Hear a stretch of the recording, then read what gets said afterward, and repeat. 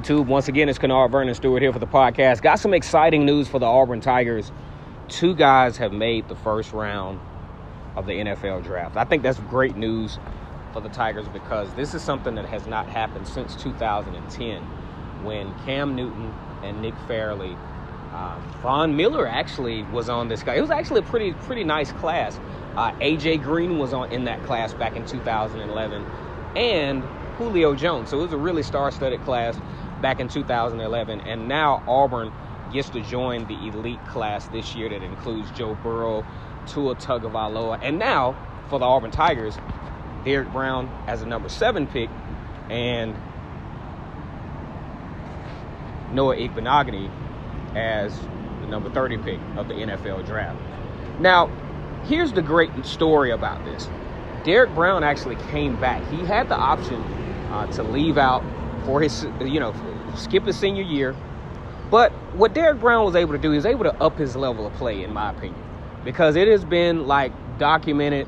We saw it. Derrick Brown was just grossly inconsistent. Make great plays here and there. Strong force at one point, and then the next point you double team him and he's out of the picture. But Derrick Brown, especially from the Tulane game, after the Tulane game on, he imposed his dominance on college football, upping his draft status every week. There was an article that actually came out at the beginning of the season that was, Derrick Brown's stock was trending down. If you look at the first 2 weeks of college football last year, it was trending down to where he was headed towards flop field. And I don't know whether Derrick Brown found that article or not, but once that article hit, Derrick Brown went into, beast mode is a cliche term to use when talking about Derrick Brown's performance on last football season. It was, to say he went in beast mode is almost a disgusting downplay of what Derrick Brown was able to accomplish. Nice fumble recovery in the Florida game, almost scoring a touchdown there. I'm talking about just dominating up the middle, putting all kinds of pressure on the quarterback. Really nice play against LSU where he literally just bull rushed the offensive lineman into Joe Burrow.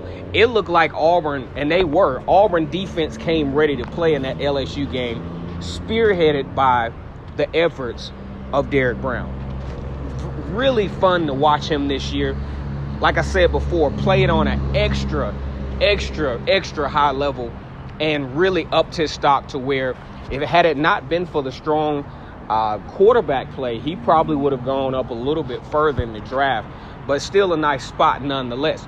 Now, another intriguing story is obviously Noah Igbinoghene, who was, we've said it before, recruited as a wide receiver out of Hewitt-Trussville High School in Alabama, out of Birmingham. His mother and father, great athletes.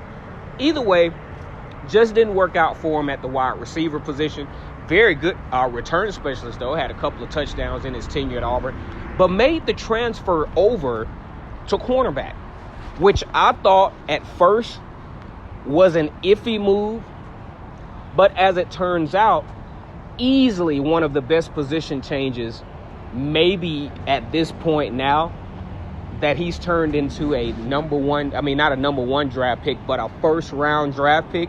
Could be the best position change in Auburn history, because not only did this position change benefit Auburn, because I thought Noah Igbinoghene really started to kind of fit into his role as a cornerback in the SEC, was really in good position in most cases.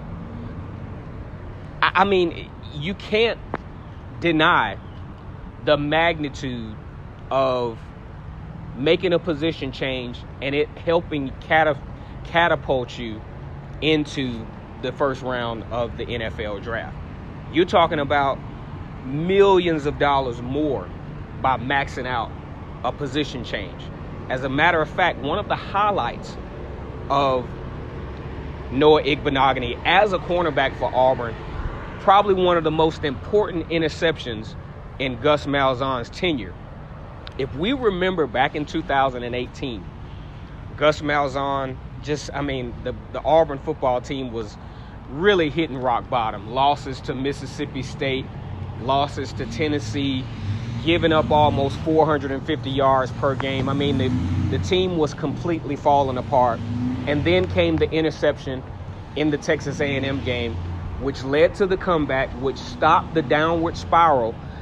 Auburn actually went into the Georgia game ranked number 24 because of that comeback from behind win. I think salvaging the season for the Auburn Tigers. I would say had it not been for that particular win, Gus Malzahn might not have been able to sell any sign of, he probably would have got bought out, because it was looking bad for the Tigers. And comeback from behind, improbable comeback from behind win against Texas A&M, probably one of the highlights of Noah Igbinoghene's career as an Auburn Tiger cornerback. I think this is huge news. I think this is definitely great for branding the Auburn Tigers. You can sell this now. You can sell, hey, we got 2 first-round draft picks. Probably going to have a few more in the second round. This is probably going to be one of the best draft periods for Auburn in quite some time. Once again, it's Kennard Vernon Stewart here with the podcast. Talking Auburn football, go ahead and like the video, comment, and subscribe.